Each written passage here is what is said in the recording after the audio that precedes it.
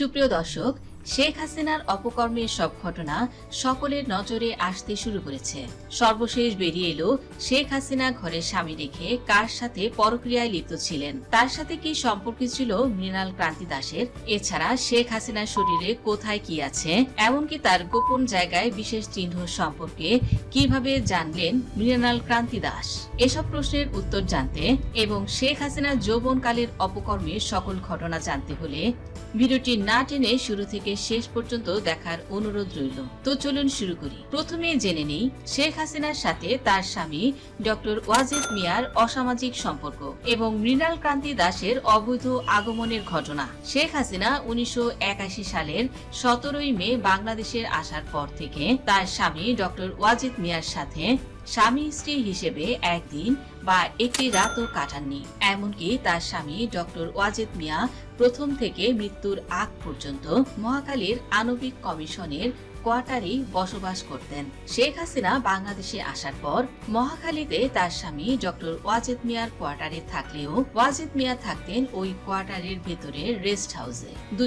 দুজনের সাথে দিনে রাতে দেখা সাক্ষাৎ তো দূরের কথা, মুখোমুখিও হতেন না স্বামীর কোয়ার্টারে থাকার সময়। এবং পরবর্তীতে ধানমন্ডির 32-এর পিত্রালয়ে বঙ্গবন্ধু ভবনে থাকতেও নিয়মিত রুটিন মাফিক প্রতিদিন সন্ধ্যার ঠিক 1 ঘন্টা আগে গোসল করে পাউডার পারফিউম মেখে লম্বা চুলের বেনি করে চকচকে নতুন শাড়ি ব্লাউজ পরে খুবই পরিপাটি হয়ে শুধুমাত্র জিপ গাড়ি এবং ড্রাইভার জালালকে সাথে নিয়ে বেরিয়ে যেতেন শেখ হাসিনা এবং ঘন্টা 2 পর ফিরে আসতেন। শুধু ওই সময় অজ্ঞাত স্থানে যাওয়া ছাড়া শেখ হাসিনা আর কোনো সময় জিপ গাড়ি নিয়ে একা কোথাও বের হতেন না। ওই সময় এবং ওই অজ্ঞাত স্থান ছাড়া যেখানেই তিনি যেতেন তার সাথে সকলকেই অবশ্যই সঙ্গে নিয়ে যেতেন। তাহলে একা একা গোপনে কোথায় যেতেন শেখ হাসিনা? আসলে 1987 সালে মুন্সিগঞ্জ হরগঙ্গা কলেজ ছাত্র সংসদের ভিপি তরুণ যুবক মৃণাল ক্রান্তি দাসের সাথে শেখ হাসিনার পরিচয় হয়।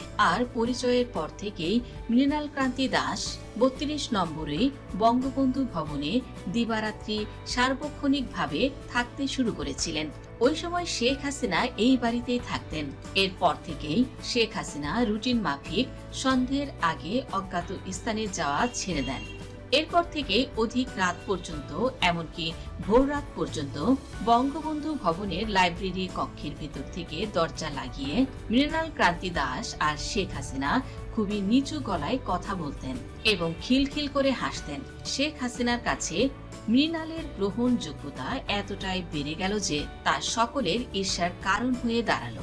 আর এভাবেই মৃণাল হয়ে উঠল শেখ হাসিনার সবচেয়ে ঘনিষ্ঠ ব্যক্তি। মৃণালের ক্ষমতা এতটাই বেড়ে গেল যে 1990 সালে আওয়ামী লীগের কেন্দ্রীয় কমিটির জেনারেল সেক্রেটারি সৈয়দা সাজেদা চৌধুরীকে অপমান অপদস্থ করে বঙ্গবন্ধু ভবন থেকে বের করে দিয়েছিলেন। এরপর একদিন বঙ্গবন্ধু ভবনে 4-5 জন মিলে তাস খেলতেছিল। বেলা তখন 3টে কি 3:30। এমন সময় শেখ হাসিনার আপন মামা আকরাম মামু এসে কুভঙ্গিতে ইঙ্গিত করে বলেছিলেন, এই মৃণাল, যাও না, তোমার জন্য না খেয়ে বসে আছে আমার ভাগ্নি।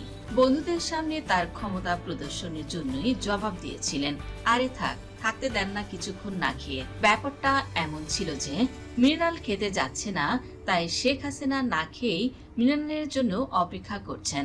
এরপর একদিন মৃণাল শেখ হাসিনার উপরেই রাগ করে চলে যান। শেখ হাসিনা একা থাকতে না পেরে নিজে গিয়েই রাগ ভাঙিয়ে মৃণাল ক্রান্তি দাসকে আবার বঙ্গবন্ধু ভবনে নিয়ে এসেছিলেন। 1991 সালে শেখ হাসিনা নির্বাচনে হারার পর মৃণাল বিভিন্ন অসন্তুষ্টির কারণে আবারও তাকে ছেড়ে চলে যান। এইবারও শেখ হাসিনা নিজে গিয়ে মৃণালকে ফিরিয়ে আনতে যান, কিন্তু সে আর তখন ফিরে আসেনি, বরং শেখ হাসিনার সাথে তার দৈহিক সম্পর্কের কথা প্রচার করতে থাকে।